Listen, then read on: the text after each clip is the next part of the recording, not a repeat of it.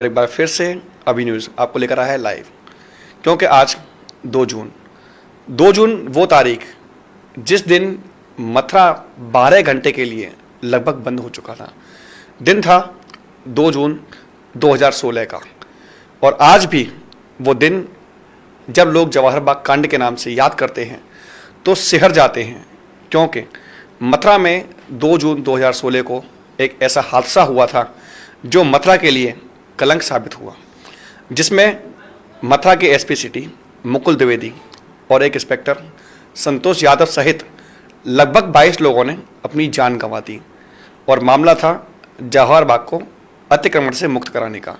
लेकिन क्या था ये जवाहर बाग? लोग आज भी जवाहर बाग को जब सुनते हैं तो सोचते हैं कि आखिर उस जवाहर बाग में ऐसा क्या था जिसे खाली कराने के लिए प्रशासन को मशक्कत करनी पड़ी, और इतना बड़ा क्षेत्र आखिर कैसे राम वृक्ष यादव के कब्जे में आ गया। ये जानने के लिए आज मेरे साथ मौजूद हैं मेरी ही टीम के सदस्य, हमारे वरिष्ठ रिपोर्टर हेमंत शर्मा, जिनसे हम बात करेंगे, क्योंकि एक दौर ऐसा भी था ये खुद वहाँ पर गए हुए थे और उस दिन इनके साथ भी कुछ ऐसा ही घटनाक्रम सामने आया था। स्वागत है आपका हेमंत जी। जवाहर बाग के बारे में आज भी लोग जब सुनते हैं तो उनकी रूह कांप जाती है। आखिर जवाहर बाग था क्या और कैसे वो अतिक्रमणकारियों की चपेट में आया, और किस प्रकार से आज के ही दिन उसको छुड़ाने में हमारे 2 जवान पुलिस अधिकारियों की जान चली गई। बिल्कुल बिल्कुल गोपाल जी, आप सही कह रहे हैं। जब भी जवाहर बाग का नाम आता है तो उसकी तस्वीर बिल्कुल जैसे किसी फिल्म को देखकर आप याद करते हैं, बिल्कुल उसी तरीके से याद हो जाती है। वर्ष 2000 इसकी शुरुआत हुई वर्ष 2015 में, जब राम वृक्ष नाम के एक शख्स जो है बहुत सारी भीड़ को लेकर पहले तो उन्होंने कलेक्टर के वट वृक्ष के नीचे अपना धरना प्रदर्शन शुरू किया, क्योंकि वहाँ भाई प्रशासनिक अधिकारी बैठते हैं, काफ़ी डिस्टर्ब होता है। तो उनसे कहा गया कि आप यहाँ नहीं बल्कि जवाहर बाग में अपना विरोध प्रदर्शन शुरू करें। तो शुरुआत तो हुई थी ये विरोध प्रदर्शन के रूप में कि वहाँ विरोध प्रदर्शन करेंगे। स्टार्टिंग हुई तो हमें भी बुलाया गया और भी पत्रकार थे, गए हम लोग, सब लोग मिलकर गए। तो वहाँ हमने देखा कि डंडा और झंडा बहुत सारे दिखाई दे रहे थे हमको। राम वृक्ष यादव पहली बार मुखातिब हुए, हल्की हल्की दाढ़ी, सफ़ेद रंग की उनके चेहरे पे, अच्छी कदकाठी के थे। हमने उनसे बातचीत की, भाई कि आप कौन हैं, कहाँ से आए हैं और क्या आपकी मंशा है, क्या चाहते हैं, आप धरना प्रदर्शन कर रहे हैं। तो उनकी बातें जब सुनी थी बड़ा एक तरीके से कहें कि खोपड़ी से ऊपर निकल गई। उनका कहना था कि 50 पैसे प्रति लीटर पेट्रोल किया जाए, सोना सस्ता किया जाए और इंडियन करेंसी जारी की जाए। तो हमने उनको बताया कि ये हम जो नोट यूज़ करते हैं वो भी इंडियन करेंसी के हैं। बोले नहीं, इंडियन करेंसी के नहीं है साहब, वो तो ये करेंसी नहीं है, जवाहरलाल नेहरू का चित्र होना चाहिए। तो कुल टोटल हमें देख के लगा कि ये जवाहरलाल नेहरू नहीं, सॉरी सुभाष चंद्र बोस की बात कर रहा हूँ, क्षमा चाहूँगा मैं आप सभी से। कि मैं जब देखा उनकी जो डंडा ये सब चीज़ें थी तो उसमें बहुत सारी छाप जो सुभाष चंद्र बोस की थी। उनका कहना था कि बताइए आप आज़ाद हैं कि नहीं हैं। अब भाई साहब हम आज़ाद हिंद में जी रहे हैं तो आज़ादी होंगे। अब हमारे समझ में नहीं आया क्या कहना चाह रहे हैं, समझ में नहीं आया। 50 पैसे प्रति लीटर पेट्रोल, सोना सस्ता होना चाहिए, इंडियन करेंसी होनी चाहिए, उस पर जो है सुभाष चंद्र बोस जी का चित्र होना चाहिए, तब जाकर कहलाएगा। कुल मिलाकर हमारी समझ में नहीं आई, लेकिन वो उन्होंने प्रेस कॉन्फ्रेंस आयोजित की थी। हम चले, कोई दिक्कत नहीं। उनका धरना प्रदर्शन भी जारी रहा, लेकिन वो धरना प्रदर्शन काफ़ी लंबा खिंचता चला गया, महीने, 2 महीने, 3 महीने, 4 महीने, 5 महीने। इस बीच में धरना प्रदर्शन के दौरान उन्होंने हमें बुलाया भी कई बार, हम गए। उसमें कुछ एक चैनल हैं जिनको लोकल चैनल थे, जिनको उनकी बातें समझ में नहीं आई, तो उनके प्रति उन्होंने कहना शुरू कर दिया कि भाई वो हमारी बातों को नहीं दिखाते हैं, वो तो प्रशासन का साथ देते हैं, दुनिया भर का इस तरीके से बातचीत वो करने लगे। और मैं भी, क्योंकि एक आगरा से एक चैनल यहाँ लॉन्च हुआ था, मैं भी उसमें था, तो चैनल उस समय अग्रसर हो रहा था। तो उन्होंने मेरी खबर देखी होगी तो उन्होंने डिमांड भी की कि आप इसे अपने चैनल के केबल को हमारे यहाँ भिजवाइए, हम उसको देखेंगे भी। तो भाई व्यावसायिक दृष्टि से हमने अपने प्रबंध तंत्र से कहा और वहाँ हमारा चैनल दिखने लगा। और जब भी वो हमें बुलाते हम जाते, लेकिन वो बातें हमें समझ में नहीं आती थी। लेकिन धीरे धीरे जो उन्होंने जवाहर बाग में अपना फैलाव शुरू किया, जहाँ वो एक छोटे से पार्क में, जवाहर बाग का छोटा सा पार्क था, वहाँ से शुरुआत की थी। लेकिन जब हम जैसे जैसे हम बार बार गए, वो उनका फैलाव पार्क में होता रहा और भीड़ भी पता नहीं कहाँ से आती रही उनके पास। जब हम गए थे स्टार्टिंग में, जब प्रेस वार्ता की थी, तो एक सीमित लोग हुआ करते थे, ठीक है, उनको लेकर बैठे हुए हैं। लेकिन जब हम बाद में गए, जब लगातार जाते रहे, तो वो जवाहर बाग एक शहर की तरह परिवर्तित होने लगा। हेमंत जी, यहाँ पर जाना चाहूंगा, जैसा कि आपने कहा कि एक शहर की तरह परिवर्तित हो रहा था। हाँ। आखिर दिखता कैसा था अंदर से, मतलब क्या बना रखा था उन लोगों ने? जैसा आपने कहा, हाथों में झंडे थे, उनकी अलग से जो मांग थी वो भी कुछ अलग प्रकार की थी। उनका ये कहना था कि जो नोट है उन पर सुभाष चंद्र बोस जी का फोटो होना चाहिए। वहां तक ठीक था, लेकिन आखिर अंदर से जवाहर बाग कैसा था? जैसा कि आपने बताया कि मतलब एक अलग ही माहौल वहां पर था, तो क्या लाइट वगैरह लगा रखी थी उन लोगों ने? सब लाइट, स्विमिंग पूल बन गया वहाँ पर, आप ताजुब करेंगे, अस्थाई स्विमिंग पूल बन गया बहुत बड़ा। वहाँ बाजार खुल गए, आप ताजुब करेंगे। सब्जियाँ मिल रही हैं, चीनी मिल रही है, जो भी घरेलू जरूरतों का सामान है वो मिलना शुरू हो गया। तो क्या ऐसा समझा जा सकता है कि जैसे जवाहर बाग ना होकर के एक मिनी कॉलोनी जैसी बन चुकी थी? बिल्कुल मिनी कॉलोनी, बिल्कुल। जैसे मैंने बताया आपको, हमें शहर जैसा कैसे लगा कि छोटे छोटे पर्दे के नीचे लोग अंदर उसमें रहने, झोंपड़ी टाइप की बनाकर, कुछ लोगों ने अपना वहाँ कच्चा सा निर्माण कर लिया, एक छोटा सा कमरा बनाकर रहने लगे। और ऐसे करके पूरा कॉलोनी छोटी छोटी करती चली गई, बाजार सजने लगा। सबसे बड़ी बात मैं आपको बता दूं कि हमारे जो शहर का बाजार है, वहाँ की सब्जी और वहाँ की चीनी वगैरह हम जो लेते वहाँ सस्ती मिलती थी, तो लोगों ने जाना शुरू कर दिया। लेकिन उससे पहले कुछ घटनाएं घटी। घटना ये घटी कि जवाहर बाग का दरवाज़ा लॉक कर दिया गया। जो मुख्य दरवाज़ा था वो लॉक कर दिया गया। वहाँ रामरक्ष यादव के जो डंडे झंडे वाले लोग थे वो वहाँ तैनात रहते थे। आलम ये था कि अंदर सरकारी विभाग भी था, वहाँ के लोग आते जाते थे, तो वो छोटा सा दरवाज़ा था, उससे उनको प्रवेश दिया जाता था, वहीं से वो निकलते थे। अंदर एक अधिकारी का जो है छोटा सा आवास हुआ, सरकारी आवास हुआ करता था, वो आवास खाली करा दिया गया, उनसे छोड़ के भागना पड़ा। आखिर वो जाते का इतने सारे लोगों के बीच में से कहाँ रहते वो, उस टाइप से उनको धमकाना शुरू कर दिया गया, छोड़ गए वो। उससे पहले हुआ क्या कि इसको देखते हुए जब ये खबर पुलिस प्रशासनिक अधिकारियों को लगी, तो पुलिस और एक प्रशासन के अधिकारी वहाँ बातचीत करने गए।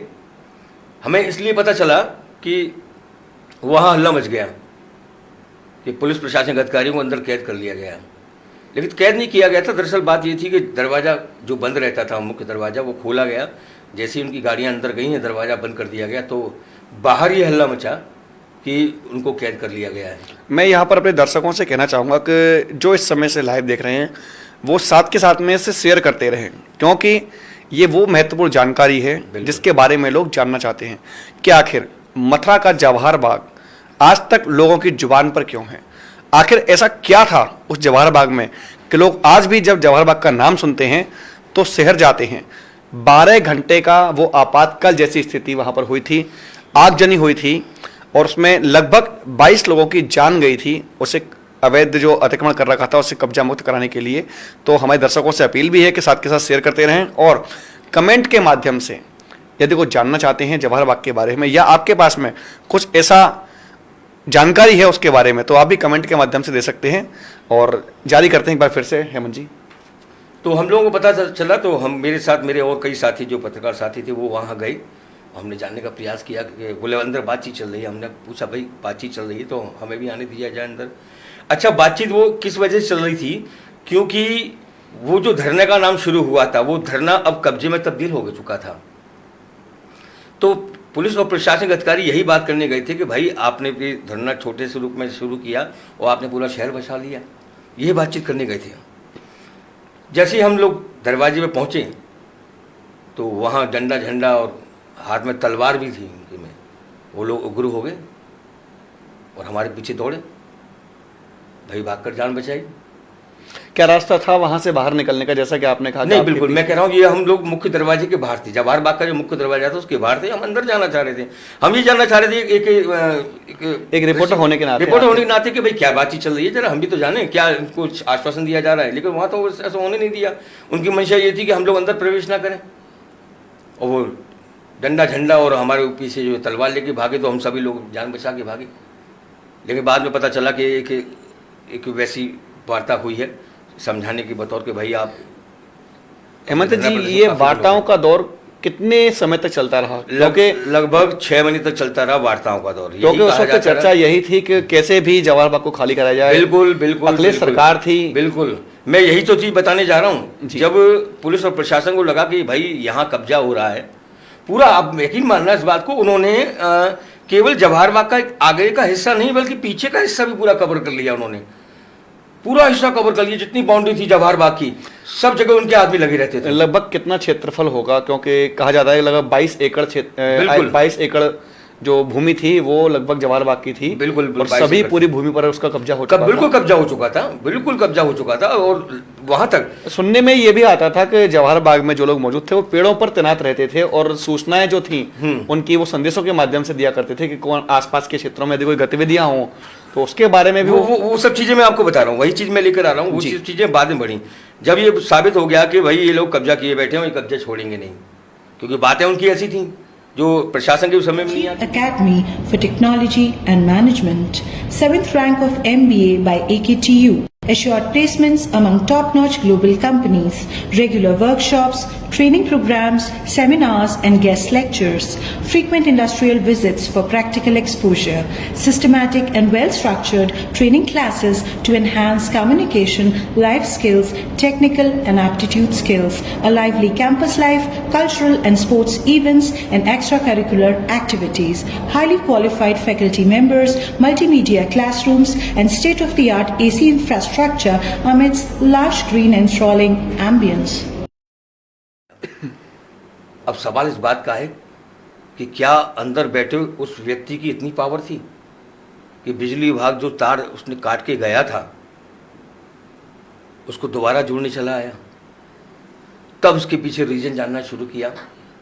उस समय सपा की सरकार हुआ करती थी, तो अफवाह ये उड़ी कि भाई ये रामलक्ष्मण जो यादव हैं इनकी ऊपर तक पहुँचे, और वहीं जो फ़ोन ऊपर से फ़ोन आया बिजली विभाग के लिए, तब जाकर जो है ये बिजली इनकी जुड़ी। तब हमारी जो शंकाएं थी वो और बल पकड़ने लगी। यानी कि इतना रुतबा था रामबख्श यादव का कि जहां एक और सरकार की ओर से बिजली काटी गई तो वहीं दूसरी ओर रामबख्श यादव के कहने पर ही वापस 1 घंटे के अंदर लाइन को जोड़ दिया गया। तो हमें पहली बार पता चला कि रामबख्श यादव का संपर्क रसूख वहाँ तक थे, शासन तक थे, और अधिकारियों को भी पता चला कि भाई इसके रसूख तो वहाँ तक हैं। वो पहले तो उसको हल्के में ले रहे थे। अब हुआ क्या, वाकया जो गुजरा, पुलिस ने अब उसके लिए तैयारी शुरू कर दी, खाली कराने के लिए तैयारी शुरू कर दी। कई बार एक रिहर्सल टाइप की हुई, लेकिन वो तारीख टाल दी गई। तो मुझे याद है 22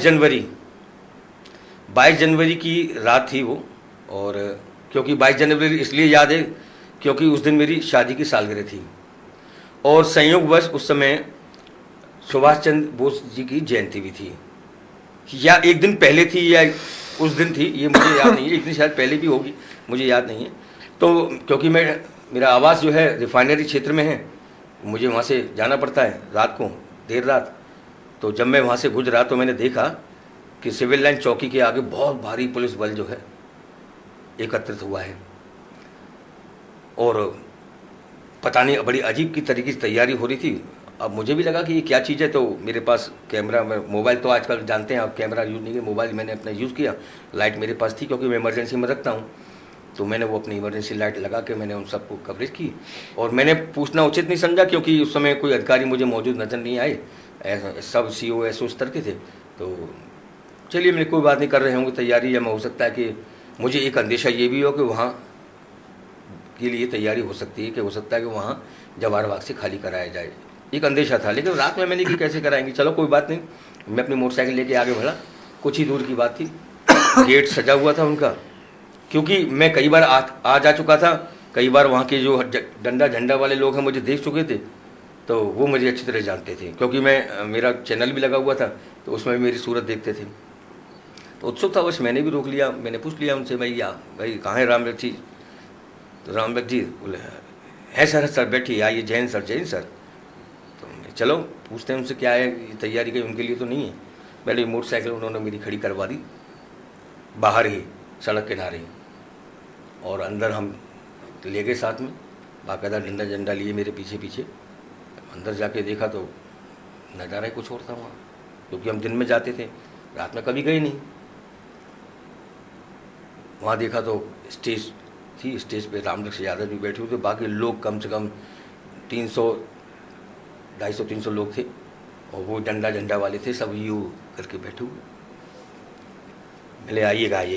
अगर बात की जाए हेमंत जी पहनावे की, तो उन लोगों का पहनावा कैसा हुआ करता था? जैसे कि आपने बताया कि डंडा लेकर बैठे होते, ग्रामीण क्षेत्र के लोग अधिक, बिल्कुल ग्रामीण प्रवेश था। कोई लुंगी पहने हुए है, कोई पजामा पहने हुए है, कोई बनियान में ही है, कोई पजामा और बनियान में है, कोई लुंगी बनियान में है, कोई कुर्ता पहने हुए है। लेकिन वो उनका प्रवेश जो पूरा था वो पूरा ग्रामीण अंचल का था वो, और ग्रामीण अंचल का वो ऐसा प्रवेश था, वो अपने यूपी में कहीं अपने आसपास, खासकर मैं ब्रज के लिए बात कहूँगा, मैंने कभी वहाँ देखा नहीं जिस प्रकार से वो जो है। यानी कि अगर बात की जाए मथुरा के अंदर ही एक ऐसा ग्रामीण क्षेत्र बस चुका था, बिल्कुल बस चुका, जो कि जैसे मथुरा के समीप ही बिल्कुल, या मथुरा के अंदर ही कहा जाए, बिल्कुल, तो एक नया गाँव बस चुका था। बिल्कुल नया गाँव बस चुका था। हम गए तो उन्होंने बड़ी इज्जत से बिठाया। हमने भाई हाँ साहब मेरी क्या हो रहा है? बोले ऐसा है, आप देखिएगा, हम लोग यहाँ इस तरीके से हम यहाँ सबको संबोधित करते हैं और सबको उत्साहवर्धन करते हैं, आप भी देखिएगा। तो हम चलो, मैंने कि थोड़ी देर है, अभी 10:30 बज रहे हैं, 11 बजे अपने देख लेते हैं, अपने 12 बजे तक घर पहुँच लेंगे 12 से पहले। अब वो सब चीज़ें करते हुए भाषणबाजी चल रही, हम भी देखते रहे, सुनते रहे। अब 12 बज गए। जैसे ही 12 बजे मैंने अपनी घर की तरफ देखा, भाई मेरे घर जाने का समय हो गया था। तो मैंने उनसे कहा, मैं रामलक जी मैं चलता हूँ। छूटते बोले नहीं, आज आप नहीं जाइएगा, आज आप देखिएगा कि हम किस तरीके से लोगों को संबोधन करते हैं, किस तरीके से हम अपनी रात गुजारते हैं, किस तरीके से हमारे जवान हैं वो ड्यूटी करते हैं, ये देखिएगा। मैंने वहाँ बहुत अजीब सी चीज़ देखी कि वहाँ 10 लोगों की टुकड़ी, जैसे पुलिस की टुकड़ी कहीं सीमा पे होती है, टोली के रूप में 10 के रूप में 12 के रूप में, ऐसी 10-10 की टोली थी। वो बाकायदा पैरों को पटकते हुए, क्योंकि मेरा ध्यान आकर्षित इसलिए गया कि वो पैरों को एक साथ एक लयबद्ध तरीके से पटक रहे थे, पैरों को जैसे परेड करते हैं हमारे जवान जी। मेरा ध्यान गया, तो डंडा झंडा लिए वो सब। मैंने कहा साहब ये कौन है? बोले सब हमारे जवान हैं, ये अंदर आंतरिक इलाके की रक्षा करते हैं।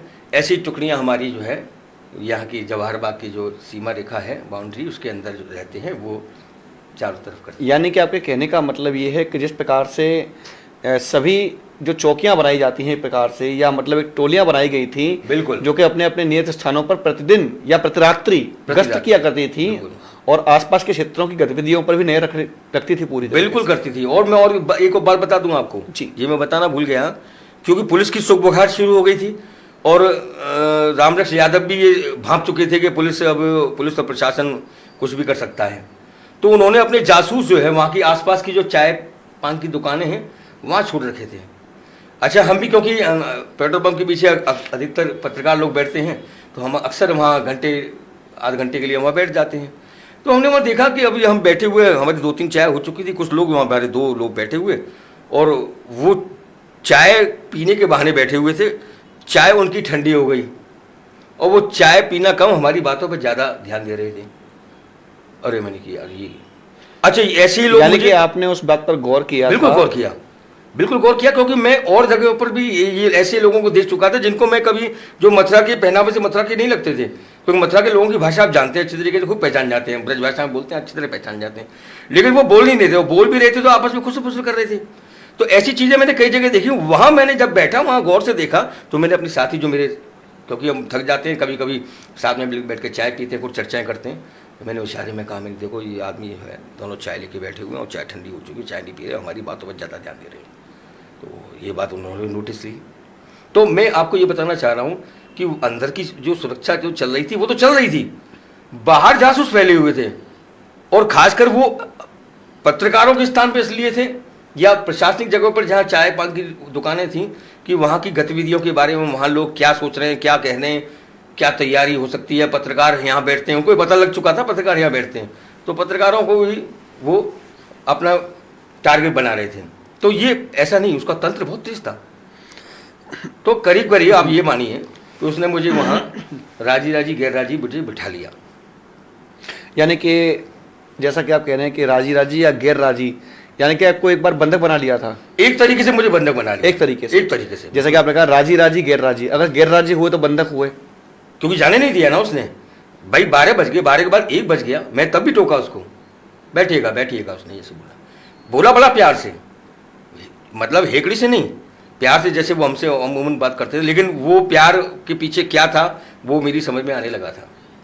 मैं बड़ा परेशान, भाई मैं क्या करूं। तो क्या आपको वहां से उठकर कहीं भी नहीं जाने दिया? नहीं जाने दिया, मैं वहीं था। हाँ इतना जरूर था मैंने कि लघु शंका के लिए, मैंने जरा लघु शंका के लिए तो एक आदमी भेजा मेरे पीछे।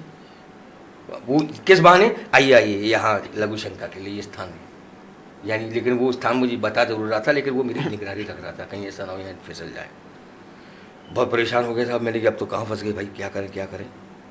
अब अकेला था मैं। अब अचानक वो महाशय उनको छोड़कर मुझसे मुखातिब होने लगे।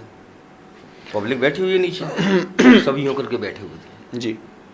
वो डंडा झंडा, इतना सा डंडा, उसके ऊपर झंडा, और यूँ करके सब बैठे हुए। अचानक उनका रिदम बिगड़ा, बात करते करते एकदम उखड़ने लगे। वो बड़े तरीके से बोले, क्या आप आज़ाद हैं? अब भाई मैं इस प्रश्न का क्या उत्तर दूं? मैंने चारों तरफ निगाह डाली। मैंने, आप क्या मानते हैं बताइए? आप आज़ाद नहीं हैं, ये मुल्क आज़ाद नहीं है, ये देश गिरवी रखा हुआ है आज भी ब्रिटिश लोगों पर। जो यहाँ से महारानी गई हैं वो लिखवा के गई हैं। ऐसी उटपटांग बातें करनी शुरू कर दी। अब उस समय देखिए भीड़ वहाँ इतनी बैठी हुई है, अब क्या जवाब दोगे? जवाब से जवाब को घुमाने का प्रयास करोगे। तो करीब आप ये मान लीजिए मुझे बच गए 3। मुझे लगा कि आज मेरी सुबह यहीं होगी, लेकिन कुल मिला के क्या बिठाया तो उसने बड़े प्यार से, यहीं खाना खाइएगा, ये भी कहा खाना भी यहीं खाइएगा। मेरी पत्नी इंतजार कर रही, नहीं, आज आपको हमारे साथ समय बिताना पड़ेगा। ये सब चीज़ें बड़े प्यार से होती थी, लेकिन सही बात तो ये उसने मुझे एक तरीके से बंधक बना लिया था। जैसे 3 बजे तो कुछ लोग आए तो आपस में उन्होंने चर्चा की। चर्चा के बाद अचानक पता नहीं क्या हुआ कि शर्मा जी, हाँ अच्छा तो ठीक है, आपने देखा कि हम किस तरीके से यहाँ अपनी रात गुजारते हैं, किस तरीके से हम रहते हैं, रहन सहन हमारा कैसा है। मैं वो तो दोपहर में भी देख लिया मैंने आपके आगे। तो ठीक है, आप कोई बात नहीं है, कोई दिक्कत नहीं है। मैं बाहर निकला। मैं अचानक मुझे तो लग रहा था कि सुबह 4 बजे तक मुझे बिठा के रखेगा, लेकिन अचानक ऐसा क्यों? तो देखिए पत्रकार हैं, कहीं ना कहीं मन में कीड़ा तो रहता ही है उत्सुकता का। तो जैसे ही पहले तो अपने आप में मोटरसाइकिल स्टार्ट करी के लौट के बुद्धू घर को आए, लेकिन मैंने घर ना जाकर, क्योंकि सिविल लाइन चौकी चंद कदमों की दूरी पर थी, ज़्यादा दूर नहीं थी मोटरसाइकिल। मैं वापस पहुंचा तो वहाँ कोई पुलिस वाला नहीं, एक भी पुलिसकर्मी नहीं था जहाँ इतनी भीड़ थी। चलो मैं अपने घर पहुँचा। हालांकि आप जानते हो घर पहुँचा तो फिर क्या हाल हुआ होगा। शादी की सालगिरह आप सही टाइम पे ना पहुँचो, सुबह 4 बजे पहुँचोगे तो क्या कुछ मिलेगा। सो गए सब। लेकिन सुबह जब मैंने जानने का प्रयास किया कि रात को इतना फोर्स इकट्ठा हुआ और सब ऐसे, उस समय तो अधिकारी से मैंने जानने का प्रयास किया तो मुझे पता लगा कि कल पुलिस जो है रामनिवास यादव का जो अतिक्रमण कर रखा था उसको वहाँ से हटाने की तैयारी में थी, लेकिन फोर्स पर्याप्त रूप से नहीं था। इस वजह से वो चीज़ टल गई। तो मेरे मन में फिर उत्सुकता जागी। मैं साहब ये बताइए, फोर्स आपने वहाँ से ये कितने बजे हटाई? बोले फोर्स हमने वहाँ से 2:30 बजे हटानी शुरू कर दी थी। सो मेरा दिमाग पहुँच गया। तो अब उसका कुल टोटल निचोड़ निकल कर ये आया था कि उनके लिए जैसे मछली के लिए दाना डाला जाता है, शिकार बनाया जाता है, कुछ भी डालकर जो है, मुझे ये बनाया जा रहा था। यानी कि उनकी मंशा ये थी कि यदि पुलिस उस समय उनको वहाँ खदेड़ने जाती तो निश्चित रूप से मैं जानता था जो उसकी मंशा थी वो मुझे अपनी ढाल बनाती। निश्चित रूप से मुझे अपनी ढाल बनाती। दूसरे दिन ये सब चीज़ें बड़ी फैली तो क्योंकि पत्रकार का एक मामला, तो मैंने कि चलो जब आपने हेमंत जी इस मामले की शिकायत उच्चाधिकारियों से की, शिकायत मैंने नहीं की, नहीं, वो पहुंच गई उन तक, पहुंच गई, वो लेकिन पहुंच गई उन तक। जैसे मान लो आपने कहा चौकी पे गया था शिकायत करने के लिए, नहीं, चौकी पे नहीं गया था मैं, चौकी पे जानने के लिए गया था कि कल आखिर हुआ ऐसा क्या था। लेकिन इसके बाद में जब वो आपके द्वारा ये बात पहुंची है, आपके माध्यम से नहीं किसी अन्य के माध्यम से, तो ऐसे में प्रशासनिक रवैया नहीं, क्या उस समय था? थे वो थे आपके जो है एलआई इंस्पेक्टर थे जी, उन्होंने मुझसे पूछा कि भाई हेमंत भाई क्या हुआ रात में। मैंने बताया साहब इस तरीके से बात हुई। उन्हें पूरा घटनाक्रम विस्तार से बताया गया, विस्तार से बताया, उन्होंने अपने अधिकारियों को बताया था। लेकिन मैंने उनसे फिर ये कहा कि मैंने इस चीज़ को आप मत कीजिएगा, क्योंकि फिर हमारी तरफ से ये हो जाएगी ये किडनैप हो गया या किस तरह की बातें होना शुरू हो जाए। मैं नहीं चाहता था मैं कोई इशू बनूं। आज इस बात का आप खुलासा कर मैं रहे आज हैं, बात का सामने बैठ खुलासा के कर लाइव रहा के हूं। माध्यम से कर मैं रहे नहीं हैं। चाहता था कि मैं कोई इशू बनूं। क्या इससे पहले इस प्रकार से कभी आपने इस चर्चा के बारे में किसी अन्य से नहीं, चर्चा कभी की? चर्चा नहीं हुई, लेकिन उस बात को मैंने कहा कि इसको इशू ना बनाया जाए। हो सकता है कि उसने मूड हो गया, उसने बिठा भी लिया हो सकता है कि मैं गलत सोच रहा हूँ, मैं ये भी तो मान आज इस बात को लगभग 8 वर्ष हो चुके हैं, और 8 वर्ष के बाद में आज इस बात का एक तरीके से खुलासा कर रहे हैं लाइव के माध्यम से कि आपको भी जवाहर बाग के अंदर बंधक बनाया गया था, और रामवृक्ष यादव को आपने अपनी आंखों से देखा था, उससे बात की थी। दिखने में कैसा था? क्योंकि आज तक लोग जो हैं उसके फोटो देखते हैं तो वो बड़े धुंधले कभी दिखाई देते हैं, और कहा जाता है कि आज तक यानी कि अभी तक रामवृक्ष के बारे में कुछ ही पता नहीं है। कहाँ गया, कैसे गया? पुलिस के लिए, पत्रकार के लिए तो वो बिल्कुल जैसा था वो वैसे ही दिखता था। हम लोग क्योंकि आपको याद हो वो दृश्य भी जब एसपी सिटी वन कराए थे मुकुल द्विवेदी जी, तो बहुत अच्छे थे वो, सीओ रिफाइनरी भी रहे उससे पहले। जी बिल्कुल। उसके बाद यहाँ से स्थानांतरित होकर वो बरेली चले गए थे, वहाँ भी सीओ रहे, सीओ सिटी द्वितीय रहे थे। उसके बाद उनकी पदोन्नति हुई, पदोन्नति के बाद वो एसपी सिटी बनकर यहाँ आए। तो उस समय ये बड़ा कोइंसिडेंस था कि जो जवाहर बाग की ओर जाने वाला रास्ता है सड़क से, उसके ठीक लेफ्ट में जो ऑफिस बना था वो एसपी सिटी साहब का था, और वो वहीं बैठते थे। और उसके बगल में जो सरकारी आवास बने हुए थे, वो सरकारी आवास खाली किए जा चुके थे पहले, क्योंकि लोग डर के कारण जो वहाँ रहने वाले थे वो छोड़ गए थे। जब पुलिस ने अपनी सख्ती अपनाई तो रामवृक्ष यादव पहली बार ऐसा हुआ था कि वो निकलकर मुख्य द्वार से निकलकर बाहर तक आया। ये अगर जानकारी करना चाहें तो किस तारीख की बात होगी जब रामवृक्ष यादव पहली बार आपके सामने? नहीं, अगर आप डालेंगे, अगर आप किसी भी वेबसाइट पे डालेंगे, किसी भी अगर आप चैनल को खोलने की प्रयास करेंगे रामवृक्ष यादव डालकर, तो वो जो दृश्य मैं कह रहा हूँ, जो पुलिस फोर्स पूरा खड़ा हुआ है जी, और रामवृक्ष यादव वहाँ अड़ा हुआ है, और ये करके इस तरीके से उसने जो है या इस तरीके से बात धमका रहा, वो सरेआम पुलिस अधिकारी को धमका रहा भाई। लेकिन पुलिस का मंशा आप जानते हैं कि पुलिस हमेशा कानून व्यवस्था को देखती रखती है, बिल्कुल रखती, ख्याल रखती है कि भाई वो व्यक्ति अगर झुंड को लेकर कुछ कह भी रहा है तो कोई दिक्कत नहीं। पुलिस सहनशील भी बहुत होती है, मैं आपको बता दूं। लोग कुछ भी कहते हैं, लेकिन पुलिस की सहनशीलता वास्तव में देखने लायक थी। पुलिस चाहती तो, अगर चाहती तो बहुत कुछ कर सकती थी, लेकिन पुलिस ने बड़ा सब्र से काम लिया, और वो उछल उछल कर वो दृश्य आज भी तमाम जो है चैनलों के उस वेबसाइटों पर मौजूद हैं। हमने भी दिखाया था उस समय जो है, लेकिन आप भी अगर आज खोजेंगे वेबसाइट पर जाकर कहीं भी यूट्यूब वगैरह पर, वो दृश्य आज भी मौजूद है। तो वो अपना पूरा तेवर दिखा रहा था, और उसके तेवर बाकायदा सीधे जा रहे थे, लाइव पर भी जा रहे थे, रिकॉर्ड भी हो रहे थे, और वो खूब चले भी थे। सरकार जो थी अखिलेश यादव की थी, ऐसे में रामवृक्ष यादव को लगातार इस प्रकार से बस आप बिल्कुल सही पूछे, क्योंकि ये पुलिस का थोड़ा शांत स्वभाव ये भी था कि भाई ये आदमी जो है वो वहाँ तक पहुँच रखता है, ये बात सब तक फैल चुकी थी, ये वहाँ तक पहुँच रखता है। लेकिन अब असली उसने रूप धारण करना शुरू कर दिया, उसने बाजार अपना, और अब यहाँ से बाजार शुरू हुआ, यहाँ से बाजार लगना शुरू हुआ उसका। बाजार के पीछे मंशा क्या थी उसकी? हेमंत जी, जैसे घटना ये 2 जून 2016 की है, तो लगभग कितने समय पूर्व बाजार का लगना शुरू हुआ था? क्या बाजार था, क्या था? 2016 करीब उसको 7 महीने हो चुके थे, 7 या 8 महीने हो चुके थे, क्योंकि वो चीज़ पक चुकी थी कि ये कब्जा किए बैठा है। ये बिल्कुल स्पष्ट हो चुका था कि ये व्यक्ति इस पर कब्जा किए बैठा है। कई बार जब पुलिस के द्वारा ये कहा गया कि आप कब्जे को खाली कर रहे हैं, जवाहर बाग खाली कराने हाँ, के लिए बिल्कुल, अपील की गई, बिल्कुल। बाकायदा मुनादी की जाती थी, बिल्कुल मुनादी की जाती थी, जो लाउड स्पीकर के माध्यम से कई बार मुनादी भी की गई थी कि जवाहर बाग को खाली किया जाए। पुलिस पर काफी दबाव था जवाहर बाग को खाली कराने के लिए। जी था, बिल्कुल दबाव भी था पुलिस, लेकिन अपने तरीके से शांतिपूर्ण तरीके से सोच रही थी पुलिस।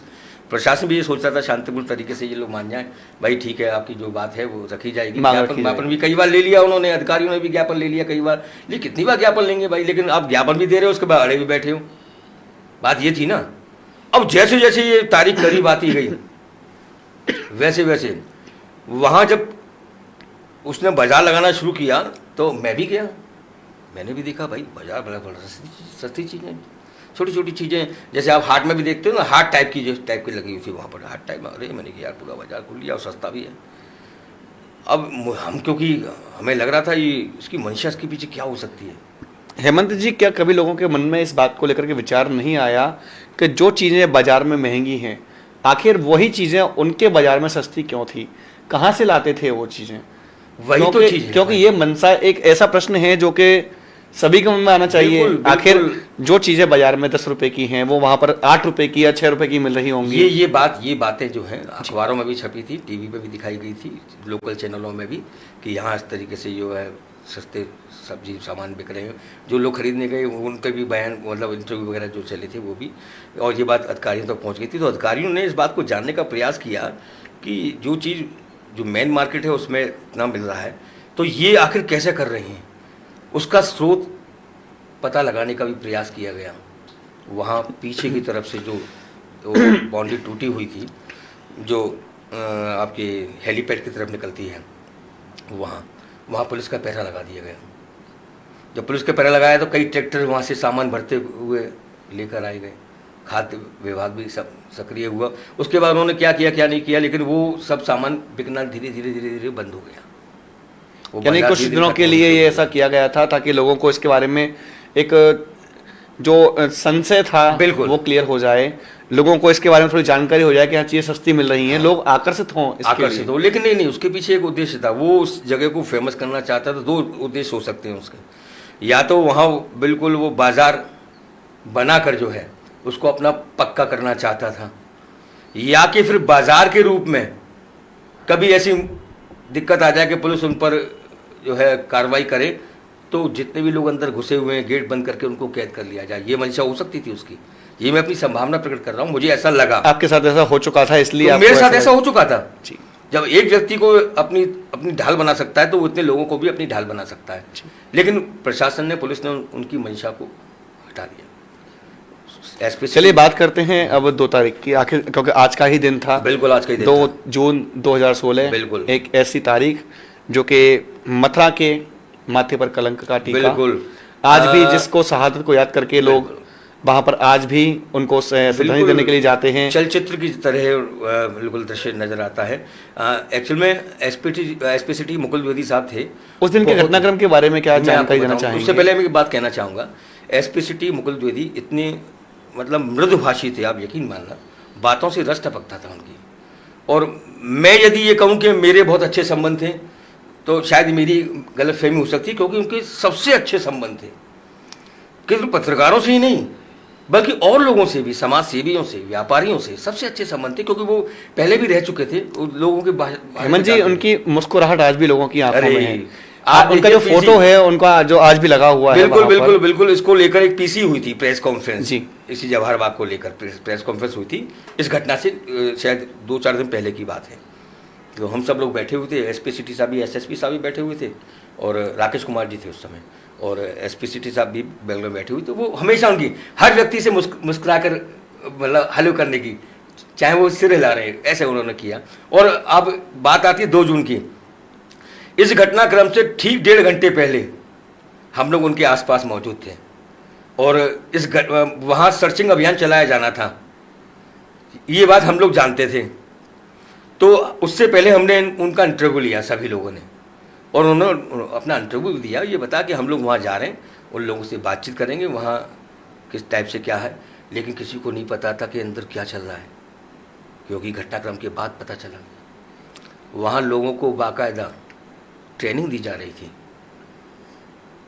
क्योंकि अब प्रशासन का जाना बंद हो गया, अधिकारियों का जाना बंद हो गया, पत्रकारों ने जाना बंद कर दिया था, क्योंकि पत्रकारों के साथ भी ऐसी कई घटनाएं हेमंत जी, वहां पर जब घटनाक्रम हुआ था तो बड़ी मात्रा में हथियार मिले थे, वहां पर बाकायदा गोलीबारी हुई थी, हथियार बनाए गए थे वहां पर, फैक्ट्रियां चलती थी, बिल्कुल फैक्ट्री बनाई गई थी वहां पर, वहां स्पेशलिस्ट बुलाए गए, लेकिन वहां हमको, हम जैसों को कानों कान खबर नहीं थी। हम तो ये सोच रहे थे चलो अंदर अपना कर रहा होगा, कुछ भी कर रहा होगा, अपना कर रहा होगा, कब्जा किए बैठा, कोई दिक्कत नहीं। लेकिन ये बिल्कुल कतई किसी को मंशा नहीं थी कि अंदर हथियारों की फैक्ट्री चल रही है। ये तो तब पता चला जब टीम अंदर गई और अचानक एसपी मुकुल द्विवेदी गए, संतोष कुमार, मैं उनकी भी बात करना चाहूँगा, उनको नहीं भूलना चाहिए, वो भी शहादत, वो भी बहुत मृदुभाषी थे, एसओ फरे बने थे। उससे पहले एसएसपी साहब के पीआरओ थे, क्योंकि पीआरओ थे तो पीआरओ हम लोग आते जाते हैं, उनसे उठना बैठना तो बड़े मृदुभाषी, जैसे मुकुल द्विवेदी साहब का जो है व्यवहार था बहुत अच्छा, ऐसे संतोष कुमार जी का भी था। और उस दिन तो वो टीका भी लगा के आए थे, तो हम लोगों ने जैसे मजाक करते हैं, ज़्यादा समय हो जाता है मिलते तो हम मजाक भी कर लेते आपस में, आदमी आज तो पूरी तैयारी से टीका सीका लगा के आए आज तो आप, तो अब वो मुस्कुरा गए उस बात को। तो पूरी टीम हमारे सामने अंदर गई थी। उसके बाद हमें ये उम्मीद नहीं थी कि इतना बड़ा कांड हो जाएगा। जब अंदर गई उसके बाद जो धमाकों की आवाज़ आनी शुरू हुई, हमारे कान खड़े हुए, क्योंकि हम अंदर नहीं जा सकते थे, पुलिस कार्रवाई चल रही, हम अपनी सीमा का ख्याल रखते हैं, तो हमने प्रयास किया कि हम भी देखें अंदर चल क्या रहा है। तो जवाहर बाग के बगल में जवाहर बाग कॉलोनी टाइप की है, जिसमें जेल के कारागार है, जिला कारागार, उसके क्वार्टर बने हुए उनके सिपाहियों के। तो हम उसकी दूसरी तीसरी मंजिल से, दूसरी थी या तीसरी थी, तो हम सभी पत्रकार भी ऊपर के हो गए, और तब हमने देखा कि पुलिस अपने नए रंग रूट जो सफ़ेद ड्रेस में थे उनको भी साथ लेके गई थी। हालांकि पुलिस की मंशा ऐसी नहीं थी कि वही जाके इस तरीके से कोई कार्रवाई करनी है या छापामार कार्रवाई करनी है, लेकिन उनके मन में चोर था। उनको ये लगा कि पुलिस अगर यहाँ तक पहुँच गई तो हमारा भांडा फूट जाएगा। बस पेड़ पर चढ़े थे, महिलाएं भी थीं,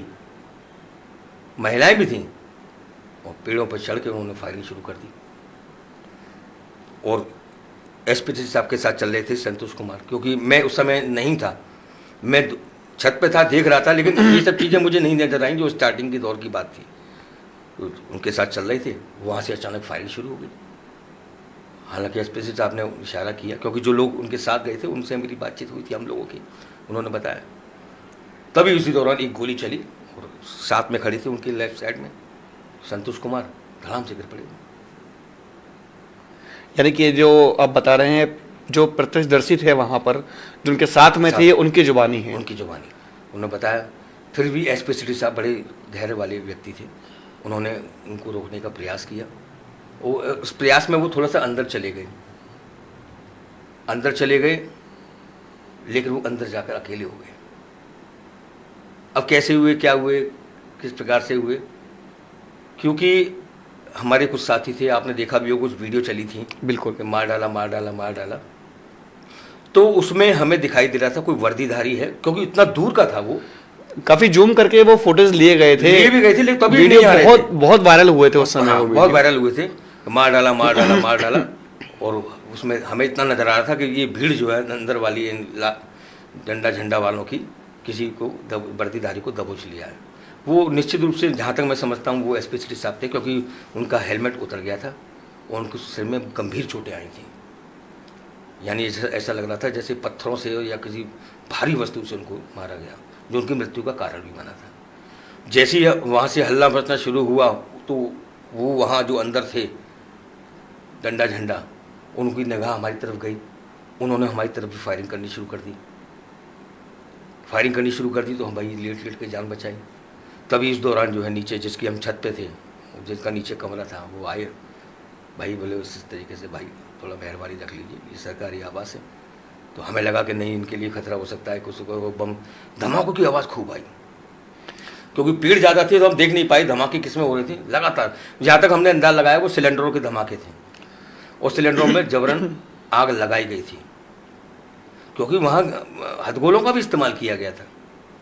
बिल्कुल, धमाके तो हम लोग नीचे तो रहे, वो हम लोग इतना घबराए हुए थे कि बस पूछिए मत, क्योंकि क्या हो रहा है अचानक, जिसकी हमने कल्पना भी नहीं की थी, वो दृश्य हमें दिखाई दे रहा है। बिल्कुल उतर कर हम नीचे आए, क्योंकि हम दौड़ भाग कर रहे थे, तो पानी वानी हमने मांगा उनसे, तो पानी वगैरह हम सब पत्रकारों को, वहाँ के जो क्वार्टर वाले हैं उन्होंने पिलाया। तो हम उसको लेने के बाद हम सीधे बाहरी बार होते हुए गेट तक पहुँचे। जैसे गेट तक पहुँचे हैं और बिल्कुल उस समय शाम के 6:30-7 बज रहे थे, तभी सूचना मिल गई कि एसपी सिटी साहब और संतोष कुमार शहीद हो गए। ये जो घटनाक्रम था लगभग कितनी देर तक चला? तो कहा जाता है कि लगभग 12 घंटे के लिए वो पूरा मार्ग जो था वो अवरुद्ध रहा। बिल्कुल और कर्फ्यू जैसा माहौल वहाँ पूरा बन चुका था। ऐसा था कि जब एसपी साहब से अंदर जाने से पहले हमारी बातचीत हुई थी, तो हम लोग बातचीत करने के बाद उस खबर को लगाने हम चले गए अपने अपने ऑफिस। लेकिन जब जैसे पता चला कि वहाँ इस तरीके से फायरिंग और ये सब घटना शुरू हुई, तो हम भी दौड़ कर आए, दूसरे रास्ते से होकर आए, क्योंकि वो रास्ता बंद हो गया था खतरे को देखते हुए। दूसरे रास्ते से आए, तभी हम लोग वहाँ पहुँचे थे। तो उस समय बज रहे होंगे करीब 4:30-5 बजे का समय था, जो 4:30 से 5:30 के बीच का समय था जब वो अंदर गए थे। और जब हम अंदर नहीं जा पा रहे थे और देख रहे थे आग लग रही है, पेड़ों में आग लगा दी वहाँ पर। बिल्कुल भाई, जिस जगह हम बचपन से जाते हुए आ रहे हैं, हम जिसकी हमने खूबसूरती अपनी आंखों से देखी, उसको जलता हुआ देख के हमें बड़ा भयावह सा दृश्य लगा हमको। जैसे कि हम फिल्म में देखते हैं, चीख पुकार, आग बहुत सारी। और वो दृश्य तो मैंने आपको बताया जो हमने सरकारी क्वार्टर पर खड़े होकर हमने किया। मेरे एक साथी हैं, उन्होंने उस दृश्य को कैद किया था, उनकी आवाज़ भी आई है, उन्होंने सबको अवेलेबल भी करवाए थे, वो एविडेंस के रूप में भी शायद रखे होंगे, मुझे पता नहीं। ये कुल मिला के वो दृश्य ऐसा था कि पूछिए मत। लेकिन हमें बड़ा दुख हुआ ये सुनकर कि एसपी सिटी शहीद हो गए, क्योंकि उस समय स्पष्ट नहीं किया जा सका था। जब वो घायल अवस्था में उनको वहाँ पाया गया, उस समय चक्रपाणी त्रिपाठी सीओ सिटी थे, उन्होंने मोर्चा संभाला था उनके बाद। हेमंत जी, यहाँ पर जानकारी करना चाहूँगा कि जैसे कि एक घटनाक्रम जो हो रहा था, उस दौरान कहा गया था कि रामवृक्ष यादव भी इस कार्रवाई में मारा गया। आज तक इसका राज नहीं खुल पाया। डीएनए के माध्यम से भी अभी तक ये राज नहीं खुल पाया कि आखिर रामवृक्ष यादव का हुआ क्या। इस बारे में क्या कहना चाहेंगे? क्योंकि आज इस घटना को बीते हुए 8 साल हो चुके हैं, आज 8वीं बरसी मनाई जा रही है इसकी। इतना सुनने में जरूर आया था, देखिए मैं स्पष्ट नहीं कह सकता इस बात को लेकर, इतना सुनने में जरूर आया था कि जब पुलिस फोर्स जब पता चला कि एसपी सिटी शहीद हो गए, बहुत बड़ी बात होती है भाई किसी अधिकारी के शहीद होने की। अधिकारी जब भला हो, अच्छा हो, नदभाषी हो, तो निश्चित रूप से मतलब पुलिस फोर्स में भी आक्रोश फैलना लाजमी है।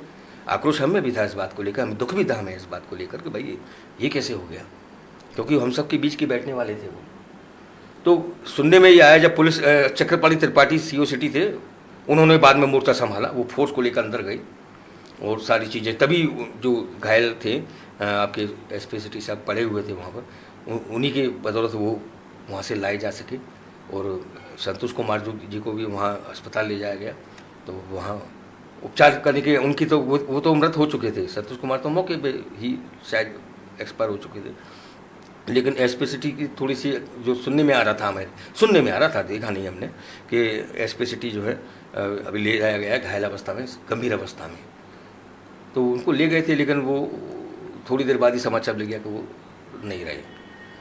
तो दर्शकों, आज एक बार फिर से हम लोगों ने याद किया उस काले दिन को जो मथुरा के लिए कलंक साबित हुआ, जिसमें एसपी सिटी मुकुल द्विवेदी और एसएचओ संतोष यादव ने अपनी जान गंवाई थी। अभी न्यूज़ उन दोनों शहीदों को अपनी श्रद्धांजलि अर्पित करता है और साथ के साथ में आप सभी लोगों को एक बार फिर से अपील करता है कि आप इस लाइव को ज़्यादा से ज़्यादा शेयर करें, क्योंकि जिन लोगों ने इस लाइव को देखा होगा, जो लोग इस लाइव के इस वक्त जो सुन रहे हैं, वो लोग यदि वहाँ पर मौजूद होंगे, उन लोगों ने कभी उस वीडियो को देखा होगा, तो आज फिर से एक बार उनकी आंखों के सामने वही दृश्य तैर रहे होंगे कि आखिर जो घटना लगभग 8 साल पहले हुई थी वो किस प्रकार से हुई होगी। कल्पना जो लोगों के मन में थी वो आज फिर से एक बार साकार हो रही होगी जब इन्होंने पूरी कहानी सुनी होगी। और साथ के साथ में आज आप उन व्यक्ति से हमारा साक्षात्कार हुआ है जो उस घटना के प्रत्यक्षदर्शी थे, जिनका नाम है, मेरे साथी हैं हेमंत शर्मा, जिन्होंने के पूरा वाकया बताया किस प्रकार से वो भी वहाँ पर बंधक बनाए गए थे, इस राज को आज उन्होंने लगभग 8 साल बाद मीडिया के माध्यम से, लाइव के माध्यम से आपके सामने उजागर किया है कि आखिर जवाहर बाग था कैसा। और आज का हमारा जो ये टॉपिक था वो यही था कि 2 जून 2016 के दिन जवाहर बाग जो मथुरा का सबसे बड़ा हत्याकांड माना जाता है, आखिर वो कैसा था, कैसा दिखता था जवाहर बाग, क्या माहौल था वहाँ के अंदर का, ये सब बताने के लिए हमारे साथ मौजूद थे आज हमारे सहयोगी हेमंत शर्मा, जिन्होंने एक प्रत्यक्षदर्शी होने के नाते आज वो सब बातें आपको बताई हैं कि आज के दिन वहाँ पर किस प्रकार से घटनाक्रम हुआ था और लगभग यही समय वहाँ पर क्या कुछ घटित हो रहा था। तो लगातार ऐसी ही खबरों को देखने के लिए बने रहिएगा एबी न्यूज़ के लिए, और इस लाइव को देते हैं यहीं पर विराम। और साथ के साथ मैं धन्यवाद देना चाहूँगा मेरे सहयोगी हेमंत जी का, जिन्होंने आज बड़े ही हिम्मत जुटा करके अपने उस राज को सबके सामने खोला है जो उन्होंने अभी तक अपने अंदर दबा कर रखा था कि आखिर किस प्रकार से उन्हें बंधक बनाया गया था। एक बहुत बड़ी हिम्मत का काम है अपने अंदर दबी हुई उस आग को सबके सामने बताना, एक ऐसा घटनाक्रम जिसमें खुद बंधक बनाए गए हों सबके सामने बताना कि क्यों आखिर इनके साथ में ऐसा घटनाक्रम हुआ था। तो मैं इनकी हिम्मत की बता देना चाहूँगा और साथ के साथ में एबी न्यूज़ के माध्यम से हमारे इन दोनों शहीदों को भी अश्रुपूर्ण श्रद्धांजलि अर्पित करना चाहूँगा और अपनी इस लाइव को यहीं पर विराम देते हैं। धन्यवाद हेमंत जी।